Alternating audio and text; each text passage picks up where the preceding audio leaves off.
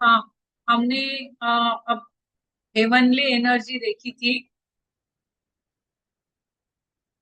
Heavenly energy, early energy और heavenly energy, ऐसे bio energy के दो फॉर्म्स होते हैं, सोर्सेस।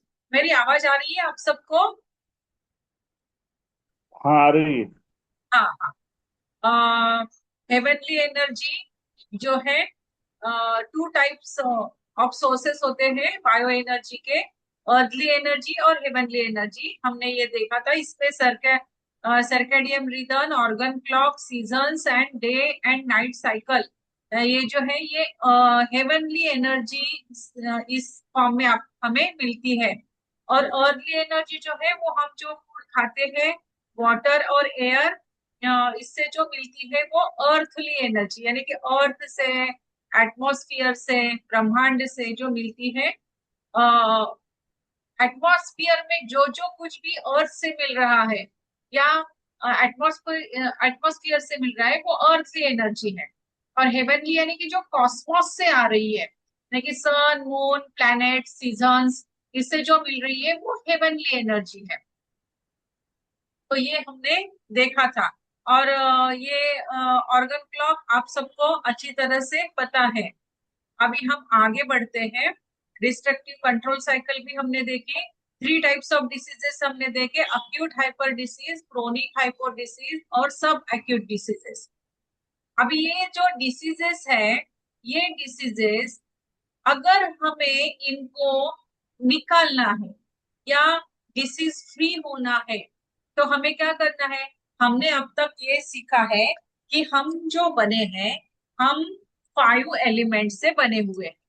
और हम एनर्जी पे काम करते हैं। एक्यूप्रेशर मतलब हम क्या करते हैं? हम एनर्जी लेवल पे काम करते हैं। एनर्जी को बैलेंस करके, एनर्जी को बढ़ा के या एनर्जी को कम करके हम डिसीजेस को हम कम करते हैं। तो डिसीजेस भी थ्री टाइप्स की है: acute hyper disease, chronic hyper disease और सब एक्यूट डिसीज। ये हमने देखा था। अभी ये जो डिसीजेस है, इन डिसीजेस को हम किस तरह से अभी अ, हमें निकालना है?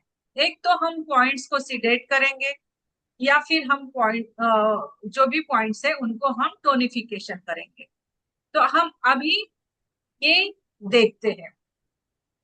अभी जो types of diseases immediately takes the form of hyper और वेरी स्ट्रॉन्ग डिसीज और क्रिएट्स अ ट्रबलसम सिचुएशन। ये जो हाइपर डिसीजेस होते हैं, ये अक्यूट हाइपर हाइपर डिसीजेस जो है, ये सडनली आते हैं। सडनली जो होते हैं उनको हम हाइपर, अक्यूट हाइपर, यानी कि अभी अभी ये डिसीज हुआ है, इमीडिएटली आया हुआ है। क्रोनिक हम किसको कहते हैं? जो बहुत दिनों से हो रहा है, जिसके ऊपर हमने ध्यान नहीं दिया, उसको क्रोनिक कहेंगे। और अक्यूट यानी कि अभी अभी हुआ है। जैसे कि हमें सर्दी होती है, कोल्ड होता है, साइनस का प्रॉब्लम होता है। In this type of diseases, the secretion of bioenergy increases more than enough to the organ related to the particular disease. This is known as hyperactive condition. अब ये हाइपर एक्टिव कंडीशन क्या है? कि secretion जो होता है bio energy का, increases more than enough. जो कितना सिक्रीशन होना चाहिए, उससे अगर ज्यादा सिक्रीशन हो रहा है, तो वो हाइपर अक्यूट हो जाता है। This is known as hyper acute condition. उस पर्टिकुलर ऑर्गन में, उस पर्टिकुलर ऑर्गन में ज्यादा सिक्रीशन होने के कारण हाइपर अक्यूट कंडीशन क्रिएट हो जाती है। In this kind, the bioenergy of that organ is to be sedated, known as the sedation of organ. अभी उसमें क्या हो गया है? वहां पे एनर्जी ज्यादा हो गई है, सिक्रेशन ज्यादा होने के कारण। तो हमें क्या करना है फिर? अभी उसको सीडेट करना है, उस ऑर्गन की एनर्जी को कम करना है। वहां पे बायो एनर्जी ज्यादा हो गई है, तो उसको हमें कम करना है। अब हम कैसे कम करते हैं? एनर्जी अगर हमें कम करनी है तो हमने मदर और चाइल्ड का रिलेशन देखा। अगर मदर का एनर्जी ज्यादा बढ़ जाती है तो हमें क्या करना है, सन को सीडेड करना है। सन को सीडेड करते ही क्या होता है कि वो मदर की जो एनर्जी ज्यादा हो गई है वो इमिडिएटली सन के पास चली जाती है, अपने आप ही चली जाती है, क्योंकि वो उसका सन है। तो ये उसके बच्चे के पास वो चली जाती है। तो मदर की एनर्जी अगर ज्यादा हो जाए तो सन के पास वो एनर्जी चली जाती है। In every meridian there is one specific sedation point which is its son point. अभी हमें ये देखना है कि सन पॉइंट्स जो होते हैं वो सन पॉइंट्स कौन से होते हैं। सन पॉइंट जो है, अभी हर एक एलिमेंट में हमने एलिमेंट्स देखे, एलिमेंट्स में हमने पॉइंट्स भी देखे, अलग अलग एलिमेंट्स के अलग अलग पॉइंट्स है। तो अभी ये पॉइंट्स जो है, ये पॉइंट्स अगर हमने सिर्फ लंग्स का लिया, अभी पेज नंबर 8 निकालो ट्रिटाइज 1 का, इंग्लिश का, थियरी ऑफ 5 एलिमेंट्स में ये जो summary of some of the more important types of acupuncture points, ये जो टेबल है, ये टेबल निकालो।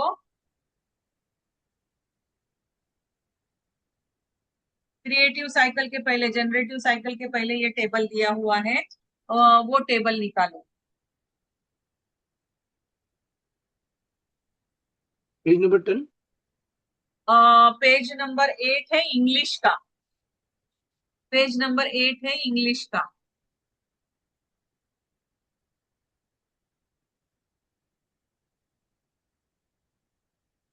The summary of some of the more important types of acupuncture points.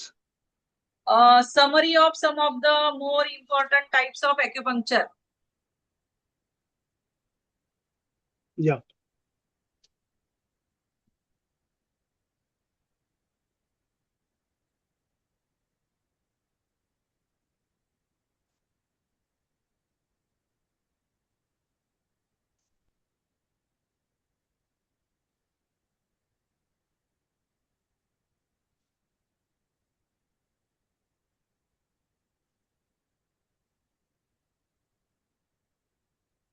ये टेबल है ना, अभी ये मेरे पास इसको क्रॉप करना पड़ेगा। आपको तो दिखाई दे रहा होगा। आप इसमें देखो अपने इसमें। बुक में। हाँ, बुक में देखो। हाँ, तो ये जो टेबल है,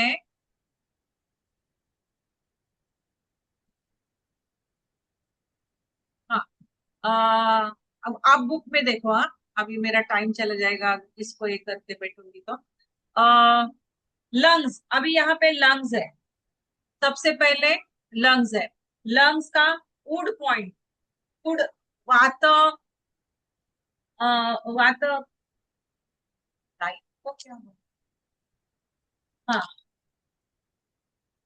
LU11 उड पॉइंट है, उड पॉइंट है LU11। फिर फायर पॉइंट है LU10। फिर अर्थ पॉइंट है LU9। और मेटल पॉइंट है LU8। और वाटर पॉइंट है LU5। और टोनिफिकेशन पॉइंट है LU9। और सन पॉइंट है इसका LU5। और ऑर्गन सोर्स पॉइंट है LU9। ऑर्गन सोर्स पॉइंट है LU9। हाँ, और बैक शू पॉइंट है UB13। फ्रंट शू पॉइंट है LU1। लियो कनेक्टिंग पॉइंट है LU7। एक्यूमुलेटिंग पॉइंट है, जी क्लेम पॉइंट है LU6। तो ये पॉइंट्स क्या है, ये पॉइंट्स क्या है? तो हर एक एलिमेंट के जो मेरिडियन है, वो हर एक मेरिडियन में भी 5 पॉइंट्स है। अभी एक एलिमेंट अगर हमने लिया, अगर एक ऑर्गन हमने लिया, लंग्स को लिया, लंग्स को लिया तो एक लंग्स में भी 5 एलिमेंट्स है। और 5 एलिमेंट्स उस मेरिडियन के ऊपर, वो 5 एलिमेंट्स यहाँ पे है। अभी वो कौन से है? तो would would element, lungs organ का वुड एलिमेंट जो है वो है Lu11। अभी हम अगर आपको पूछा कि लंग्स का वुड पॉइंट कौन सा है, तो लंग्स का वुड पॉइंट है Lu11। लंग्स का फायर पॉइंट कौन सा है? तो लंग्स का फायर पॉइंट है Lu10। लंग्स का अर्थ पॉइंट है Lu9। और लंग्स का मेटल पॉइंट है Lu8। और लंग्स का वाटर पॉइंट है Lu5। तो ये 5 एलिमेंट्स एक ऑर्गन के हो गए। और लंग्स कौन सा ऑर्गन है? लंग्स जो है वो मेटल मेटल में होता है ना, तो इसको हॉररी पॉइंट कहेंगे। तो ये Lu8 उसका खुद का है, क्योंकि लंग्स जो होता है वो मेटल एलिमेंट है। लंग्स और लार्ज इंटेस्टाइन जो है वो मेटल में आते हैं। तो इनका इसको हॉररी पॉइंट कहते हैं, जो उसका खुद का एलिमेंट होता है। लंग्स मेटल एलिमेंट है, तो मेटल एलिमेंट का मेटल कौन सा हो गया? Lu8। और इसका ही वुड पॉइंट भी होता है, फायर पॉइंट भी होता है, अर्थ पॉइंट भी होता है, और वाटर पॉइंट भी होता है। अगर हमें लंग्स में ही एनर्जी को बढ़ानी है, उसको हीट देनी है, तो हम उस कौन सा पॉइंट लगाएंगे? Lu10।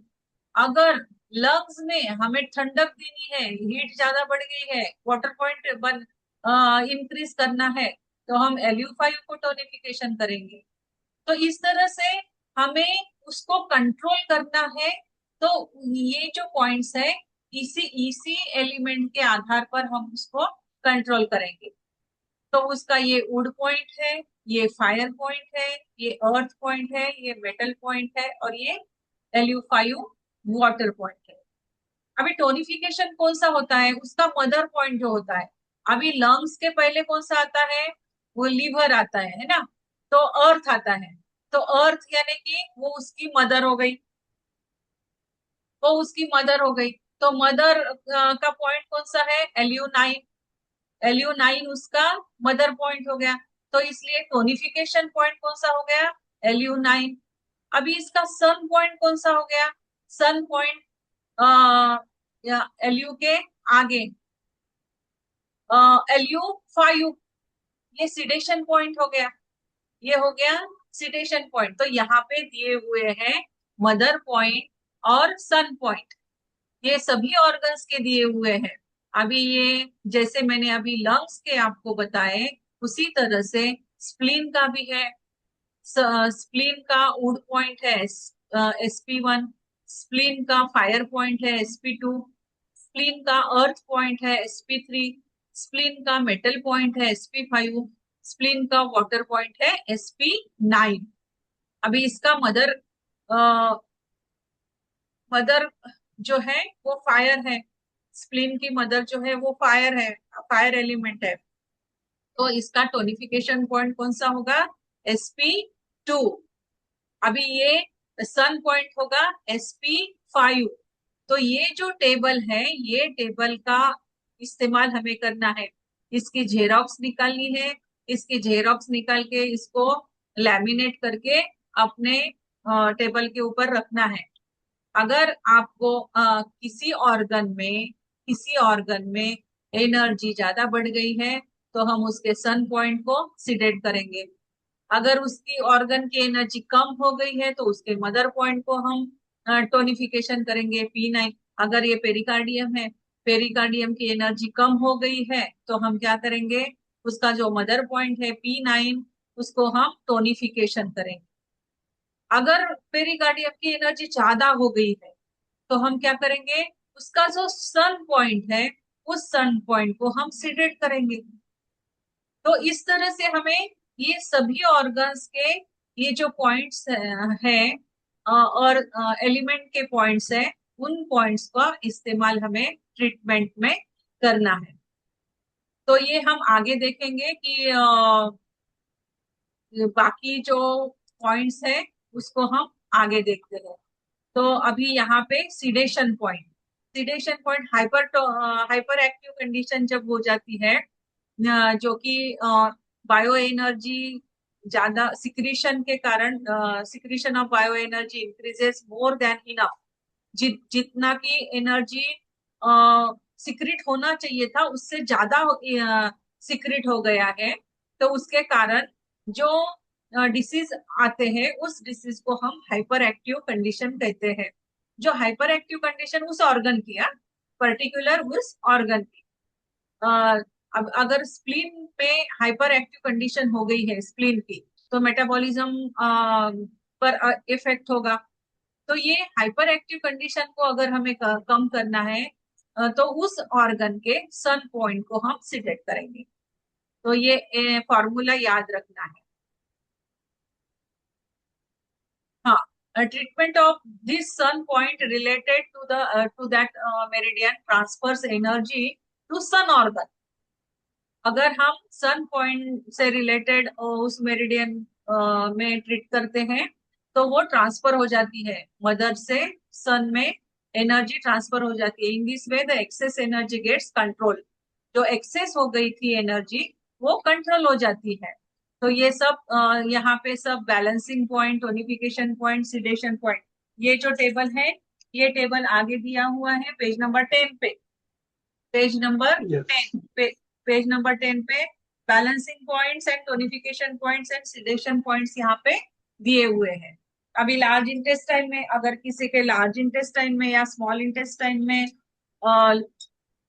कुछ गड़बड़ हो गई है, मेटाबॉलिज्म में गड़बड़ हो गई है, तो लार्ज इंटेस्टाइन का प्रॉब्लम चल रहा है कुछ, तो लंग्स भी इफेक्ट होते हैं। तो लार्ज इंटेस्टाइन को बैलेंस करने के लिए ये सब पॉइंट्स है, LI4, LI5, LI10, LI11, LI12, LI14, SI5, उसके साथ ही SI5, SP8, ST25, UB25, UB26। Tonification points है, अगर लार्ज इंटेस्टाइन की एनर्जी कम हो गई है, डेफिशिएंसी हो गई है, तो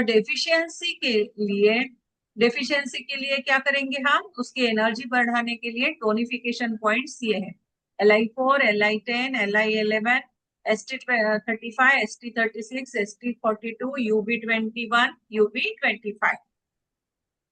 तो ये टोनिफिकेशन पॉइंट्स है। और सीडेशन, अगर एनर्जी ज्यादा हो गई है तो उसको सीडेट करना है, तो सीडेट करने के लिए LI2, LI4, UB25, UB64, UB65, UB66 and UB28, ये सभी पॉइंट्स हमें लगाने होंगे सीडेशन, उसको, उसकी एनर्जी को कम करने के लिए। तो ये इस तरह से ये पूरा टेबल यहाँ पे दिया हुआ है, हर एक ऑर्गन का दिया हुआ है। हर एक ऑर्गन को बैलेंस अगर करना है, तो ये बैलेंसिंग पॉइंट्स है सभी ऑर्गन्स के।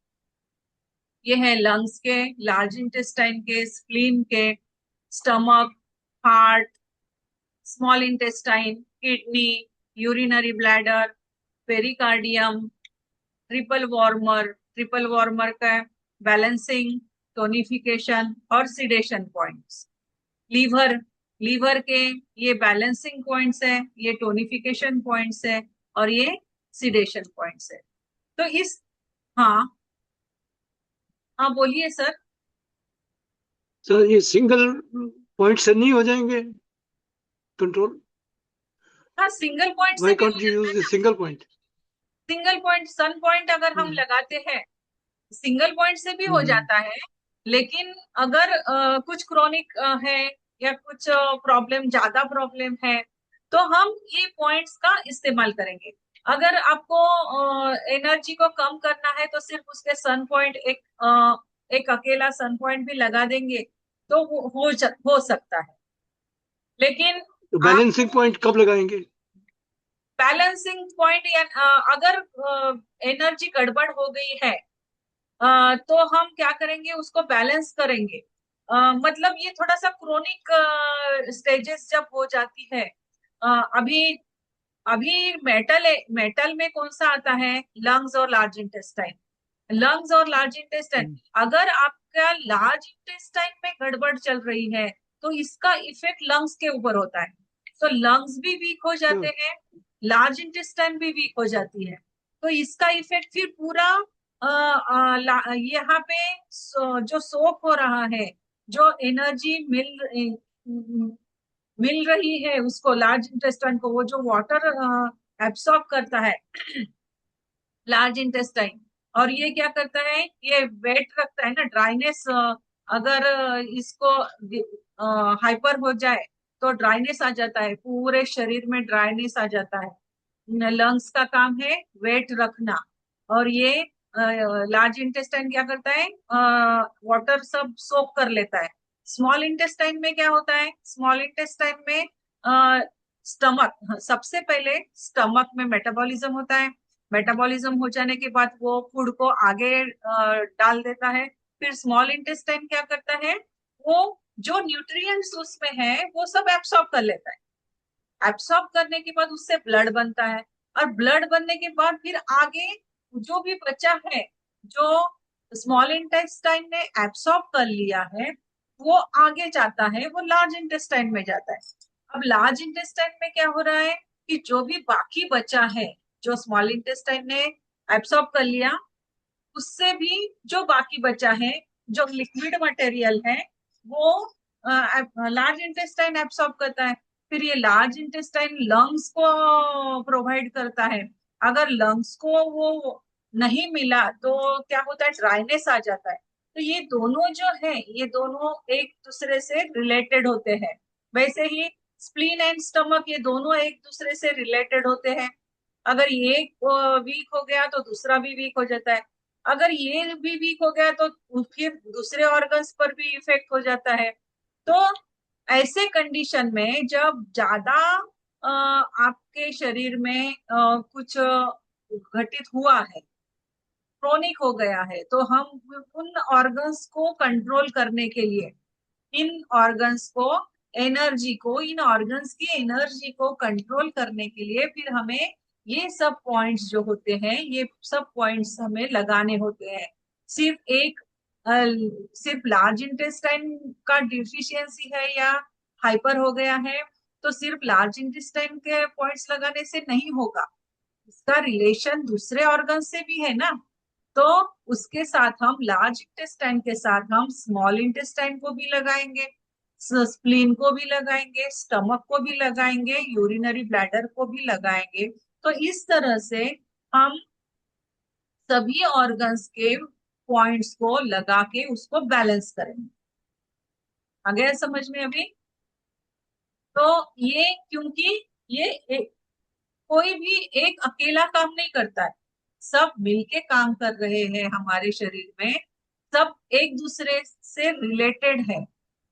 एक दूसरे से अगर एक ने काम करना बंद कर दिया तो सभी चक्र बंद पड़ जाएंगे, सभी ऑर्गन्स क्या होंगे, सभी ऑर्गन्स ढीले हो जाएंगे, या फिर वो कमजोर हो जाएंगे। धीरे धीरे धीरे धीरे सभी ऑर्गन्स कमजोर हो जाएंगे।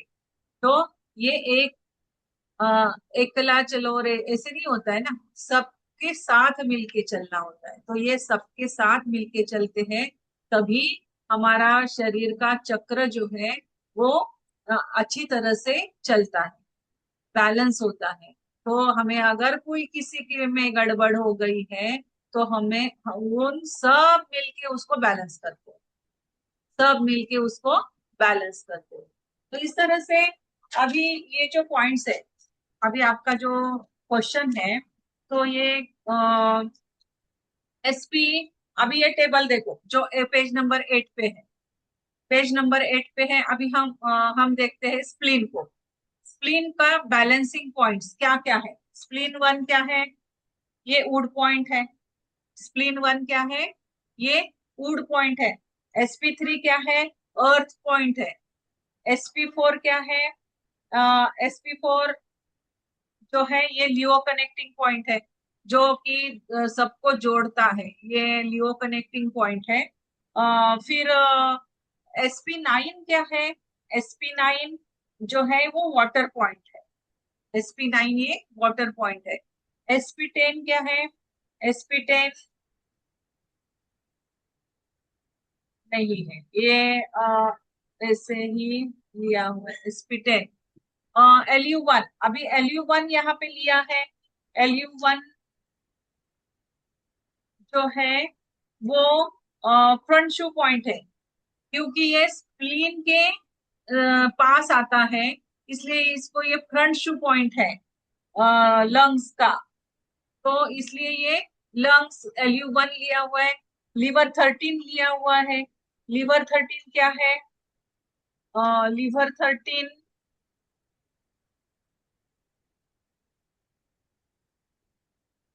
हाँ लीवर 13 वो, हाँ वो ऐसे ही लिया हुआ है लीवर 13, क्योंकि वो स्प्लीन के पास होता है। उसके आजू बाजू के जो और पॉइंट्स होते हैं, अभी स्प्लीन जो है, स्प्लीन के आजू बाजू में जो पॉइंट्स होते हैं ऑर्गन के, तो वो पॉइंट्स लिए जाते हैं। अभी यूबी20 जो है, यूबी20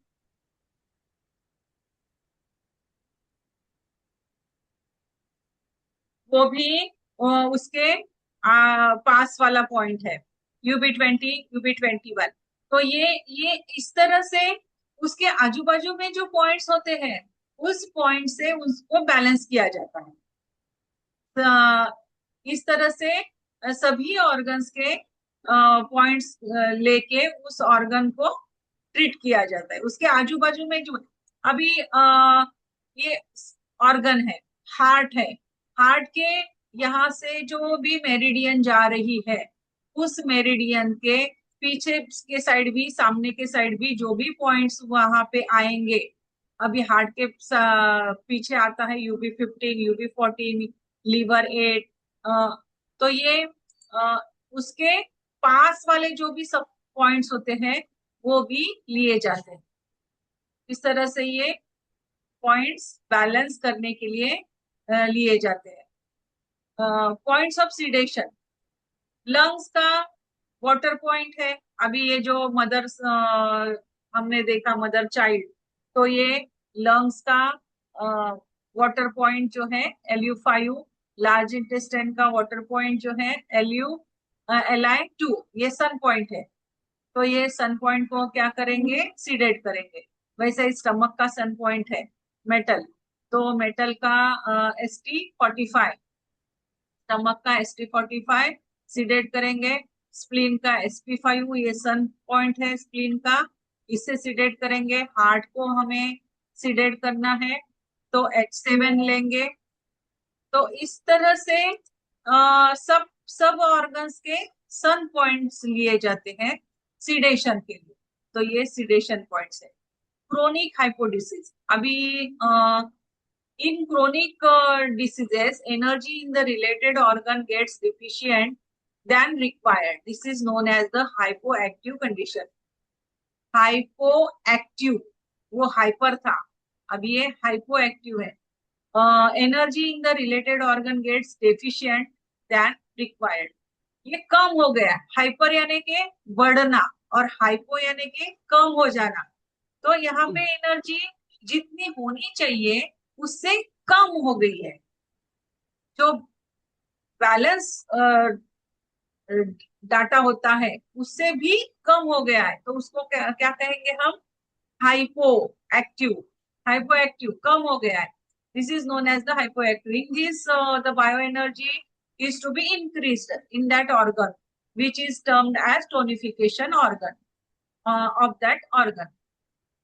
अभी ये तो हाइपो हो गया है ना, एनर्जी कम हो गई है, जितनी होनी चाहिए उससे भी कम हो गई है। तो हम क्या करेंगे? उसका जो मदर पॉइंट है, उस मदर पॉइंट को हम टोनिफिकेशन करेंगे। तो इन ईच ऑफ 12 मेरिडियंस, अभी ये जो सब 12 मेरिडियंस है, उनके स्पेसिफिक टोनिफिकेशन पॉइंट होता है, जो कि उसका मदर पॉइंट होता है of that meridian. Treatment on this mother point transfers energy from mother point to the related meridian. In this way, the deficiency of energy can be fulfilled. तो ये सब जो है ये यहाँ पे दिए हुए हैं। टोनिफिकेशन पॉइंट्स जो दूसरा टेबल है, उस दूसरे टेबल में टोनिफिकेशन और सिडेशन पॉइंट्स दिए हुए हैं। तो लंग्स का है LU9, ये टोनिफिकेशन पॉइंट है, ये मदर पॉइंट है। तो ये सिर्फ एक सिंगल पॉइंट लगाने से भी वो टोनिफिकेशन हो जाएगा। ये सिर्फ सिंगल पॉइंट है, सिंगल पॉइंट से हम ट्रीट करेंगे उसको टोनिफिकेशन करने के लिए। लंग्स को टोनिफिकेशन करना है, LU9 लगाना है। लार्ज इंटेस्टाइन को टोनिफिकेशन करना है, LI11 लगाना है। स्प्लीन को करना है SP2, stomach ST41, liver sorry heart को टोनिफिकेशन करना है। डेफिशिएंट हो गया है हार्ट की एनर्जी तो H9 है। स्मॉल इंटेस्टाइन की एनर्जी डेफिशिएंट हो गई है तो SI3 है। यूरिनरी ब्लैडर की एनर्जी कम हो गई है तो UB67 है। किडनी की एनर्जी कम हो गई है तो K7 पॉइंट लगाएंगे। पेरिकार्डियम की एनर्जी कम हो गई है तो P9 लगाएंगे। और ट्रिपल वार्मर के लिए TW3, गॉल ब्लैडर के लिए GB43, लीवर के लिए लीवर 8। तो इस तरह से ये सब मदर पॉइंट्स है, उस ऑर्गन के मदर पॉइंट्स, उस ऑर्गन के मदर पॉइंट्स। मदर एलिमेंट जो भी है उस मदर एलिमेंट का ये पॉइंट है। ये लीवर के, लीवर एलिमेंट का मदर पॉइंट है, उसके पहले वाला एलिमेंट उसका पॉइंट है ये। तो ये है लीवर 8। तो लीवर 8 लगाने से लीवर की एनर्जी अगर कम हो गई है तो वो लीवर की एनर्जी बढ़ जाएगी सिर्फ सिंगल एक पॉइंट से। तो ये क्रोनिक हाइपो डिसीज अगर है तो हम मदर पॉइंट को टोनिफिकेशन करेंगे। Treatment of subacute disease. When disease is neither old nor new, then the energy related to one organ can be surplus or deficient.